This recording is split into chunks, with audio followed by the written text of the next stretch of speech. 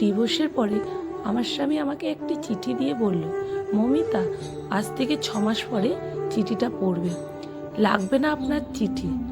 যেখানে আপনি আমাকে জোর করে ডিভোর্স দিলেন সেখানে চিঠি নিয়ে আমি কি করব? প্লিজ চিঠিটা নাও, এটাই আমার শেষ অনুরোধ। ইচ্ছা না থাকা সত্ত্বেও চিঠিটা নিয়ে ব্যাগে রাখলাম, শুধুমাত্র স্বামীর মন রাখতে। সবাই বলতে পারেন ডিভোর্স কেন হলো? আসলে এই প্রশ্নটা আমারও, কেন সে আমাকে ডিভোর্স দিল, কি এমন অপরাধ করেছিলাম আমি? তো ডিভোর্স হওয়ার পরে যখন বাড়িতে আসতেছিলাম তখন লক্ষ্য করলাম আমার স্বামী সৌম্যদীপ কেন জানি না কান্না করতেছে। মনে মনে ভাবলাম, কান্না করুক, তাতে আমার কি? সে তো এখন আমার স্বামী না, সে আমাকে ঠকিয়েছে। ভাবতে ভাবতে বাড়িতে চলে আসলাম। এরপরে দীর্ঘ একটি বছর চলে যায়, সৌম্যদীপের সাথে আমার আর কোনো যোগাযোগ হয়নি। হঠাৎ একদিন মনে পড়লো তার দেওয়া চিঠির কথা।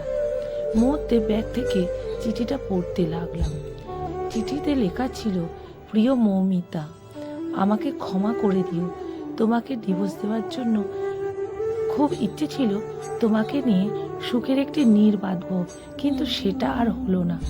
স্বপ্ন স্বপ্নই থেকে গেল। তুমি জানতে চেয়েছিলে না আমি তোমাকে কেন ডিভোর্স দিলাম? তাহলে শোনো, আমার ব্লাড ক্যান্সার ধরা পড়েছিল। ডাক্তার বলেছে আমি আর সর্বোচ্চ 4 মাস বেঁচে থাকবো, তারপরে আমার মৃত্যু হবে। কথাটি শোনার পর কি করব ভেবে পাচ্ছিলাম না। সব কিছু আধার লাগতেছিল। ভাবলাম তুমি যদি এই কথাটি জানতে পারো তাহলে আমার থেকে বেশি তুমি কষ্ট পাবে। আমি চাই না তোমাকে কষ্ট দিতে, যার কারণে তোমাকে ইচ্ছাকৃতভাবে ডিভোর্স দিয়েছি, যেন তুমি আমাকে ঘৃণা করো, তোমার মন থেকে মুছে ফেলো। জানো মৌমিতা, তোমাকে আমি অসম্ভব ভালোবাসি। তোমার ডিভোর্স দেওয়ার পরে অঝরে কান্না করেছি, কিন্তু কিছু করার ছিল না।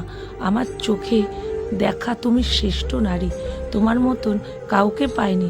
যদি আবার পুনর্জন্ম হতো আমি আবার তোমাকেই চাইতাম, কিন্তু সেটা সম্ভব না। ভালো থাকিও আমার শখের নারী। মৃত্যুর পরে আকাশের তারা হয়ে তোমাকে পাহারা দিব।